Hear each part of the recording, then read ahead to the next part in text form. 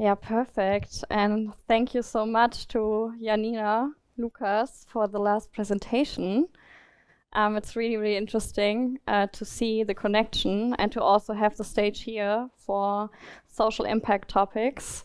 And I could talk about it as well, but now I really need to focus to not to stay a bit more in lane with climate neutrality. But yeah, welcome to our presentation. I've invited you to come here to talk about the big old question caught in Scope 3. So, yeah, very shortly, that's me.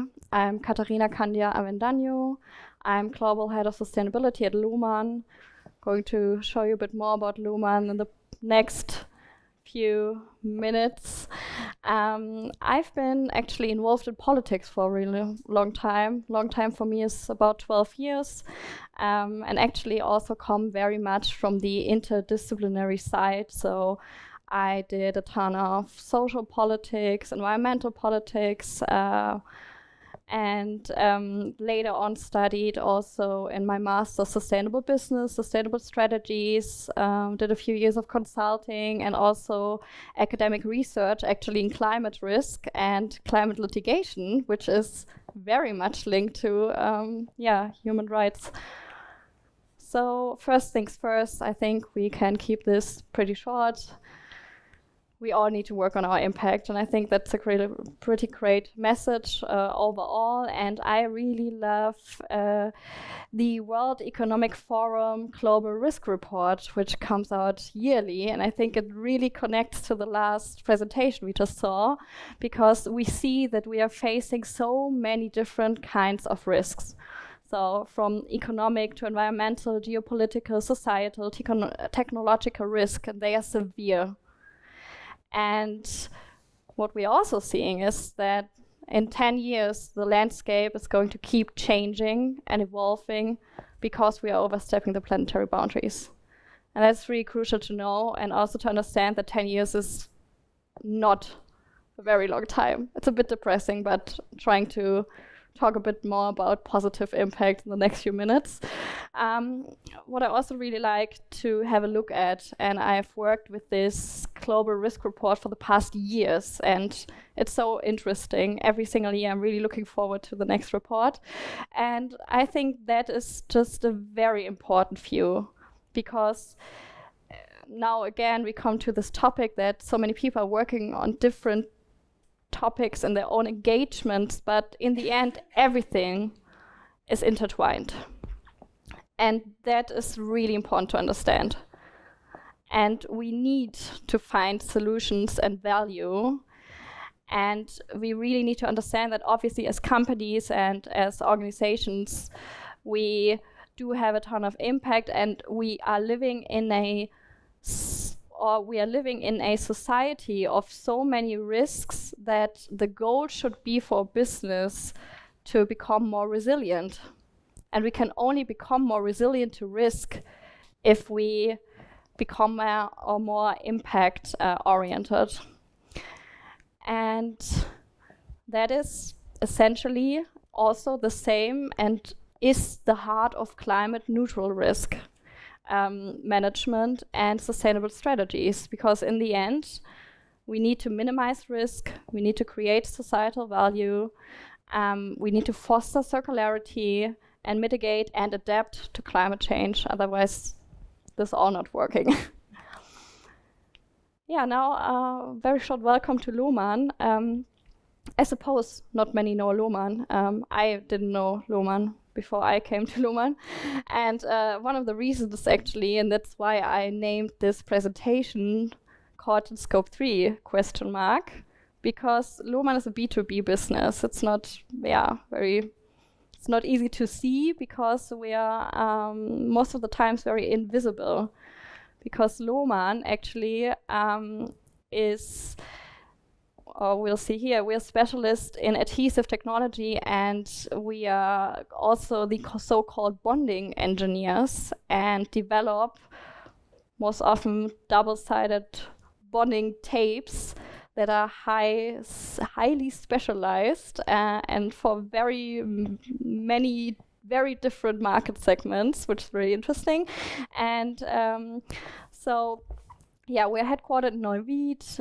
It's a pretty, we have a pretty long history standing, and we're going to turn 175 years, which is quite something.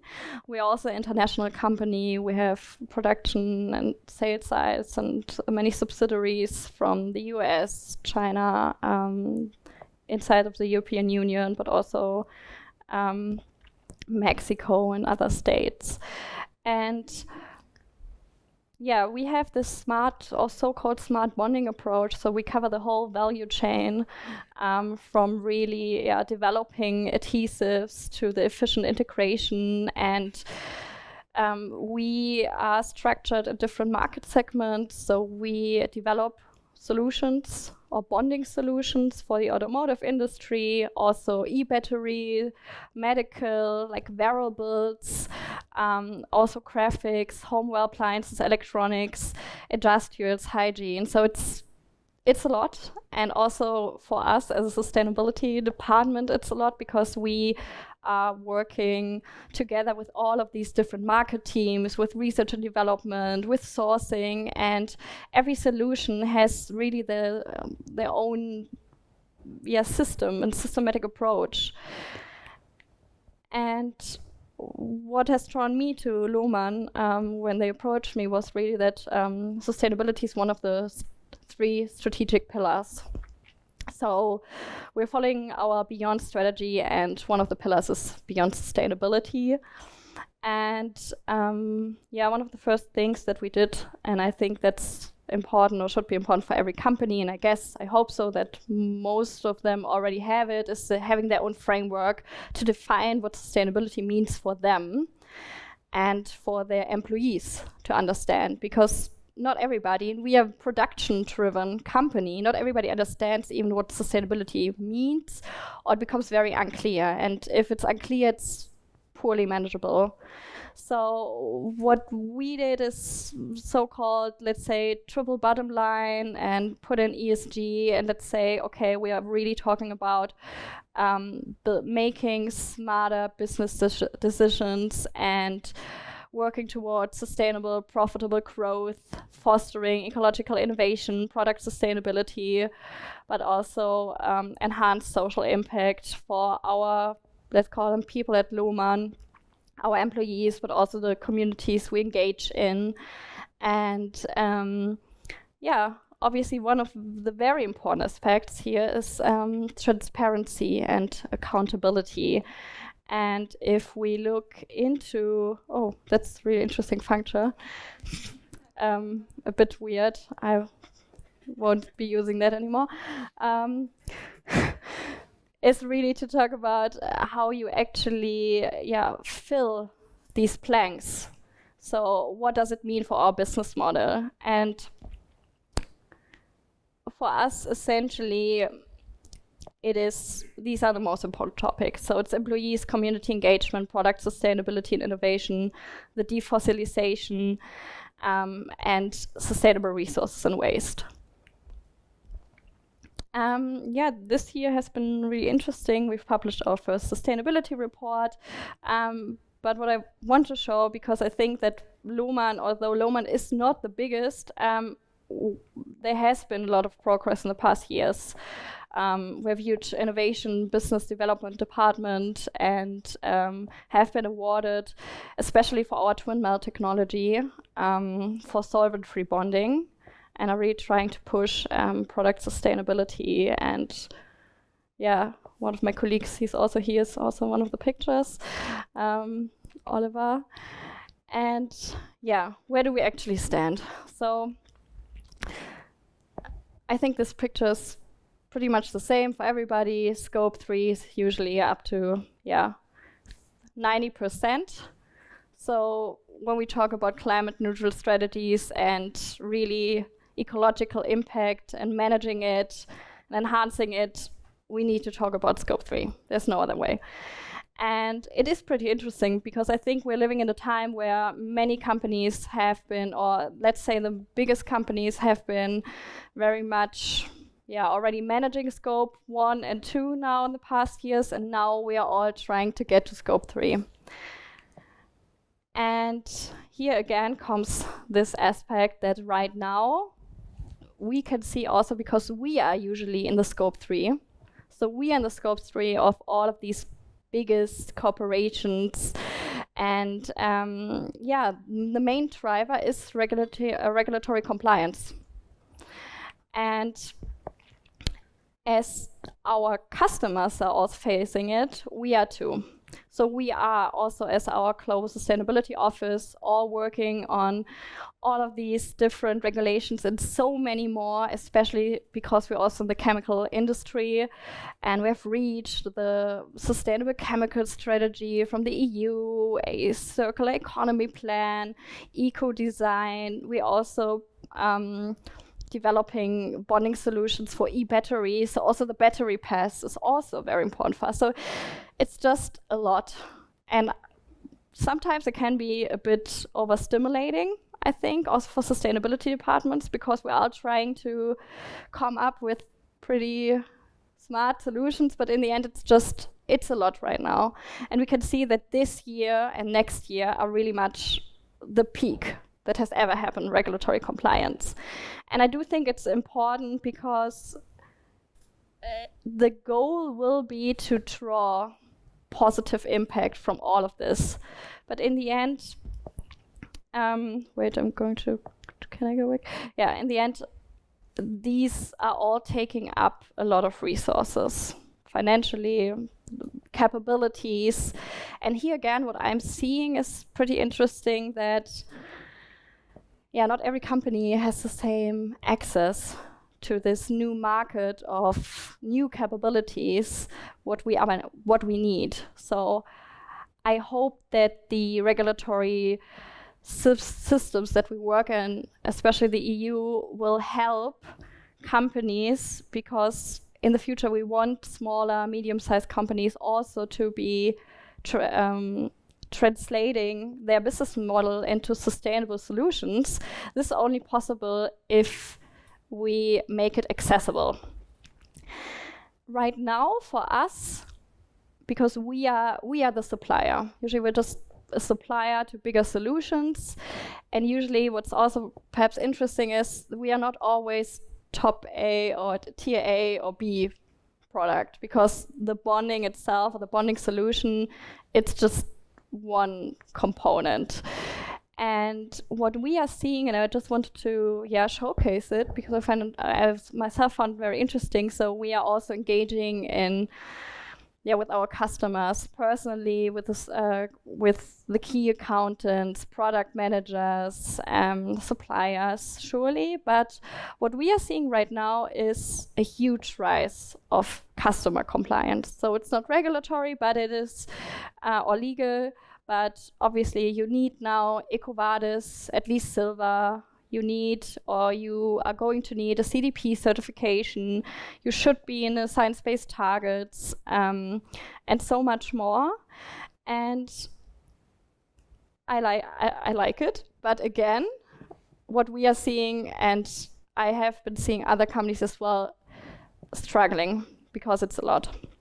And we ourselves are right now in the midst of CDP and also in the midst of science-based targets. And what I love about all of these different certifications, I can really say that these are, I think, one of the best ways to also get prepared for CSRD and really to start assessing your climate, environmental, sustainable, social impact. Sure. The goal is to enhance brand reputation or to find access to new markets and long-term risk management and operational efficiencies. That is the goal. But here, and the right one should be limited data and digitalization. Great. Is that all of these certifications and regulatory systems are matched with very, very high investment costs. And what I personally find a bit difficult is, for example, in CSRD, that everybody needs digital tools and we need the data, but to build it, and if you do not have SAP integrated in all of these different systems, it gets really hard. And because I still am very much in contact with a lot of sustainability consultants, what I hear from many is that their customers ask, do we really need to do CSRD, or can we get around it, or how much does it cost if I don't do it, because the costs don't match.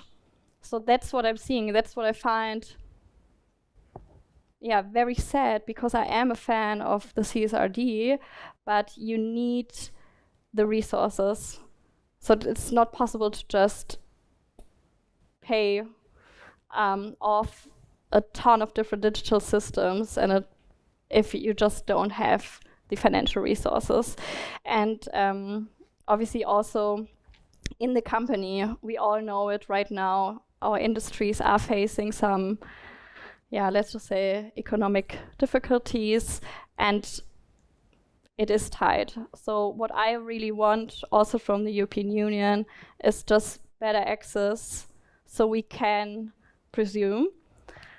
Because what we are seeing, but I will showcase a few of our solutions, what we found is that many right now are focusing solely on the regulatory side of sustainability.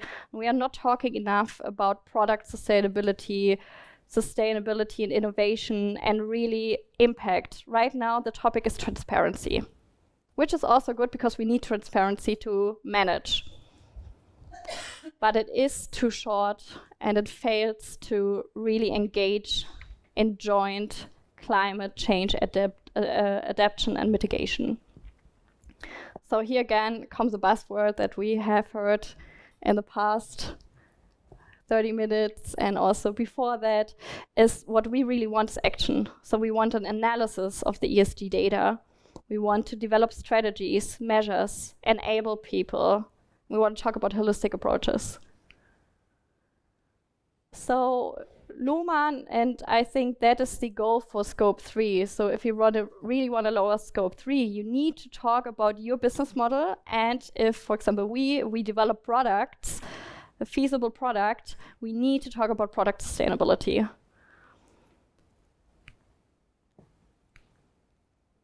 And for Lohmann, for example, this looks like obviously the principles of eco-design. I think that our research and development has gone really far, that we have really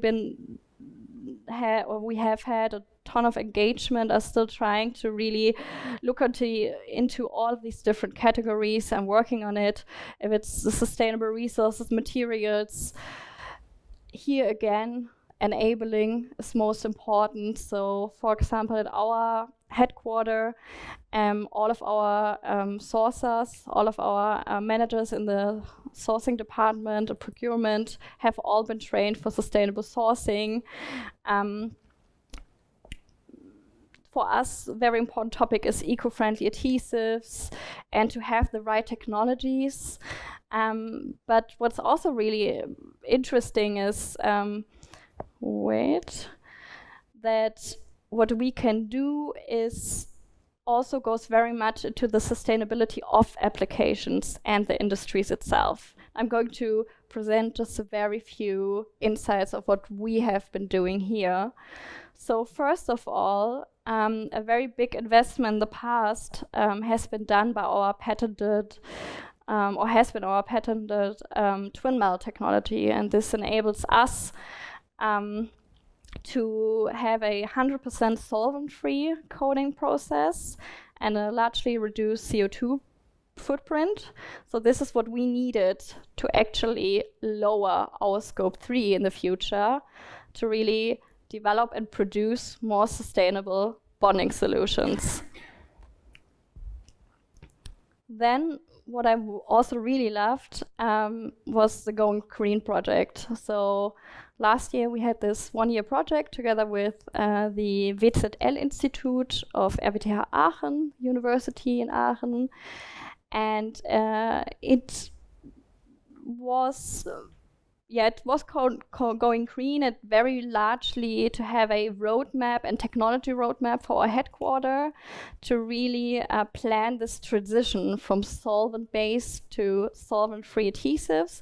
But also we had different working groups, for example, here again, procurement and sustainability, product management, who analyzed what we can substitute from materials and resources to lower product carbon footprinting. But we have also built the expertise internally to calculate product carbon footprints for all of our products. And here a ton has happened. So that's the project that I really was looking forward to. And then another milestone was pushing into the market our first eco range. This is really the first range where we really try to do what was possible. So it's bio-based adhesives, the solvent-free technology was used, and the fact of really trying to match the same performance. Then also, because in bonding solutions, you don't always have the possibility to just change everything around, because you need a certain performance quality for the application itself. So another range that was developed is our low emission range, and this is for the automotive sector. And this is also, with our own definition, when we worked on how to calculate and how to minimize emission, and this is our low fogging, low odor value, low VOC range. But, and now again a little but, is we are B2B, and this means that we can try to push into the market, but what we are seeing is, and here I can just say from my experience, that the different industries are still very different again, but different in sustainability and their own capabilities of investing into more sustainable products. So you can give and usually it's very well looked at if you can say that we can develop more sustainable solutions, but not everybody's open to open their pockets and to even, to have to really internalize external effects like environmental footprint. So here again, I think, and I'm very excited to see in the future, if or when, hopefully at some point, it will change the narrative in scope 3 and supplier engagement to not just rely on certification, because certification just says, okay, they are transparent. But the next step has to be product sustainability, and this is only possible with sustainable collaboration, especially if you have a individualized, customized product that is just for one customer. Then you need to come together.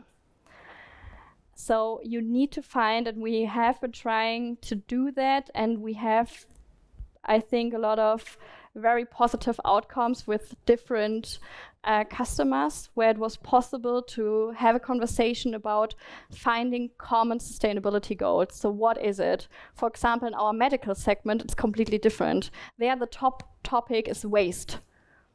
So for example, packaging waste. In another industry, we don't even have packaging, really. So that's not packaging waste. That's, for example, a low product carbon footprint. So to find what sustainability means to the customer, and then translating it into product sustainability, and even go beyond reporting, help each other, is, I think, the only way where it's possible to head to really lower scope 3. And what I personally can just say is that what helps is industry-specific engagement, because everybody in industry is facing similar challenges, and in the end, it's only possible to really work on all of our value and impact if we come together and really work on having access together to finding new solutions and to keep the discourse alive in regards to regulations. Because I just hear a lot of people really crying about all these regulations. I do think they are really important, but we need to come together to really be more specific, because all the CSRD, all of the regulations are so new that they need a lot of more in-depth work in the future to also, I don't know, we can get into it, but for example, double materiality analysis, I hope can become a bit easier and quicker in the future, so we can have enough resources on real sustainable collaboration and Scope 3 engagement. And I just want to share, lastly, a few learnings which I found in the past very helpful.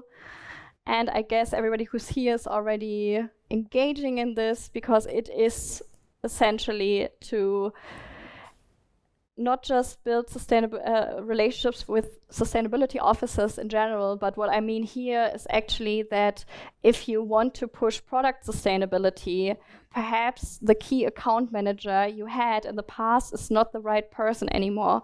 Perhaps there no new project lead for decarbonization of their product portfolio, or it's the project lead for sustainable sourcing. There are so many new people and new internal stakeholders coming in many companies, where perhaps there are new touch points.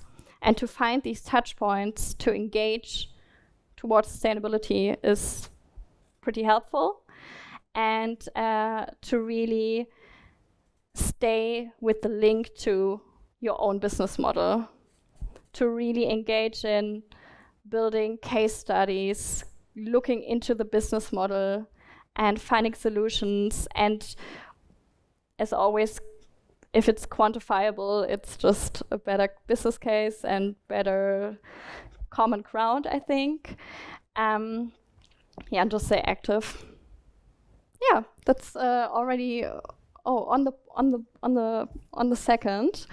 So thank you very much, and I'm looking forward to any further discussions and further input. Yeah, thanks.